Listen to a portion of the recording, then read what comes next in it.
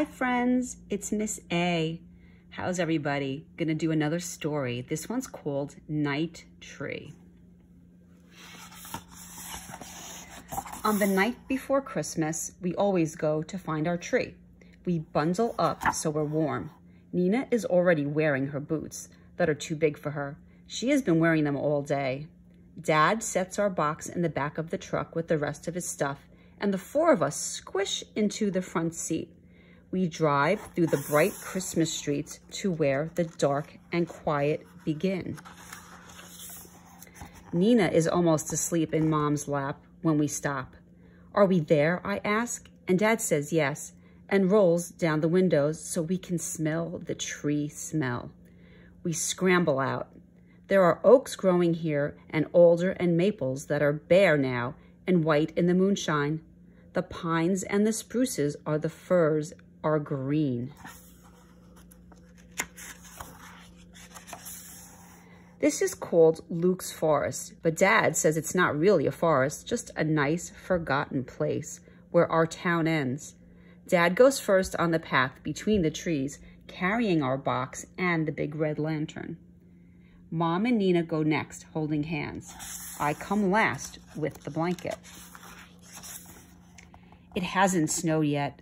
It's so cold my breath hurts. The sky is spattered with stars, and the moon, big as a basketball, slides in and out between the treetops. Dad's lantern sweeps ahead. Look, he whispers. We stop. A deer is watching us. I see the brightness of its eyes. Then it turns and it's gone. Here's our tree, Dad says. It has been our tree forever and ever. We walk around touching it. It's grown since last year, I say. Mom puts her hand on my shoulder. So have you. So have I, Nina says. Nina hates to be left out. An owl hoots deep in the darkness. There are secrets all around us. Can I put on the popcorn chain? Nina asks. She hops up and down and right out of one of her boots. Mom helps her get it back on. Nina takes one end of the chain and I take the other, and we wind it around our tree. We've brought apples and tangerines with strings on them, and we hang them from the branches. It's hard to hang string loops when you have gloves on, but it's too cold to take them off. For weeks, we've been making balls of sunflower seeds and pressed millet and honey. We hang those too. We scatter shelled nuts and breadcrumbs and pieces of apple underneath for the little creatures who can't climb very well. Our tree looks so pretty.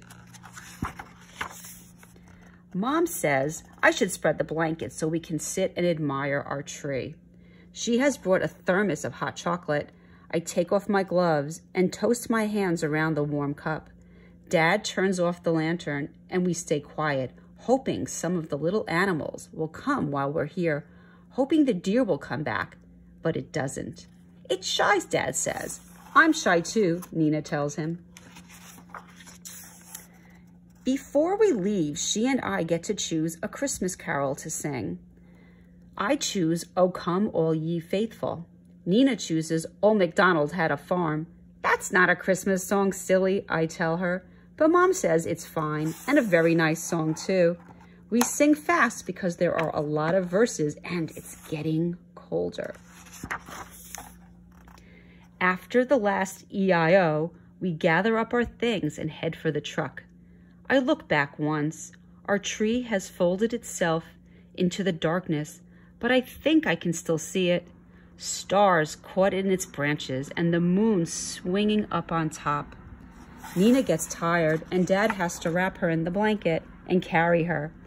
I carry her boots.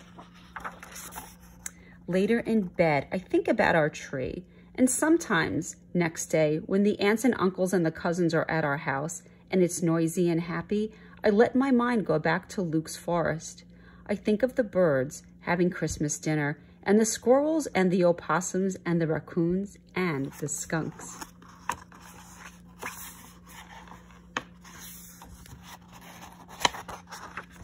There might even be a bear because Dad says bears don't really sleep all winter.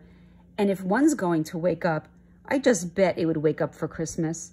Maybe a fox has come, stepping high on its thin, sharp paws, and they're all there together, singing their own Christmas songs on Christmas Day around our tree. The end. Thanks, friends. I hope you enjoyed that. Bye from Miss A.